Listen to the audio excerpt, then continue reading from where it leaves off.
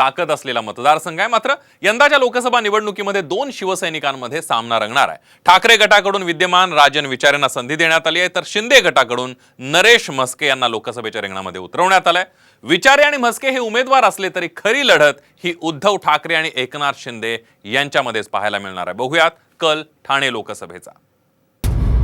कोण होणार ठाण्याचा खासदार? ठाकरे गट आणि शिंदे गट आमने सामने।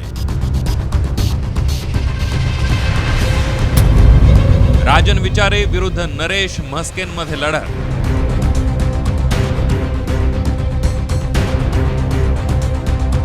शिवसेनेचा गड असलेल्या ठाणे लोकसभा मतदारसंघात शिवसेनेच्या फुटीनंतर यंदा दोन शिवसैनिकांमध्ये सामना रंगणार।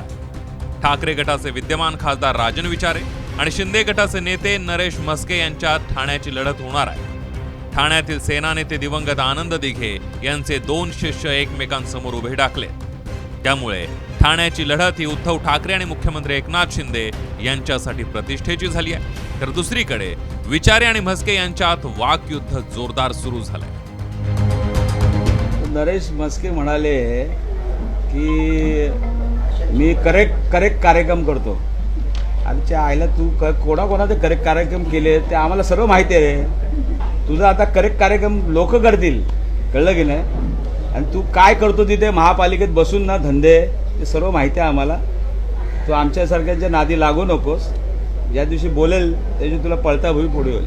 ज्यांनी दिघे साहेबांना त्रास दिला, ज्यांनी दिघे साहेबांचा जिल्हा प्रमुख पदाचा राजीनामा मागितला, ठाण्यात काम करायचं म्हणून ज्यांनी दिघे साहेबांना सूचना दिल्या, ज्यांनी दिघे साहेबांसमोर पर्याय उभे करण्याचा प्रयत्न केला आणि ज्यावेळी आम्हाला संधी मिळाली त्याचा बदला आम्ही घेतला।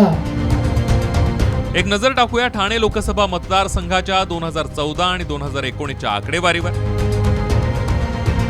2014 मध्ये शिवसेनेच्या राजन विचारे यांना 5,95,364 मतं मिळाली। राष्ट्रवादीच्या संजीव नाईक यांना 3,14,065 मतं मिळाली। राजन विचारे 2,81,299 मतांनी विजयी झाले। तर 2019 मध्ये शिवसेनेच्या राजन विचारे यांना 7,40,969 मतं मिळाली। तर राष्ट्रवादीच्या आनंद परांजपे यांना 3,28,824 मतं मिळाली।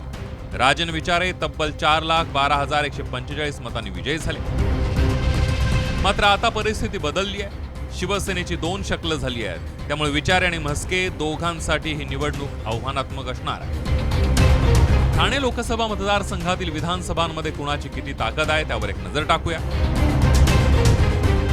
ठाणे शहरमध्ये भाजपचे संजय केळकर आमदार आहेत।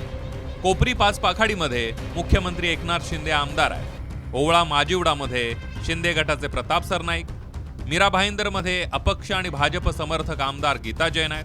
ऐरोलीमध्ये भाजपचे गणेश नाईक, तर बेलापूरमध्ये भाजपच्या मंदा म्हात्रे या आमदार आहेत। भाजपचे 3 आमदार आहेत, भाजप समर्थक अपक्ष 1 आमदार आणि शिंदे गटाचे 2 आमदार आहेत। या सगळ्या आकडेवारीवरून ठाणे लोकसभेत महायुतीची ताकद अधिक असल्याचं पाहायला मिळत आहे। त्यामुळे शिंदे आपला गड राखणार की ठाकरेंचा करिश्मा ठाण्यात कायम राहणार हे पाहणं महत्त्वाचं ठरणार आहे। विकास काटे, साम टीव्ही न्यूज, ठाणे।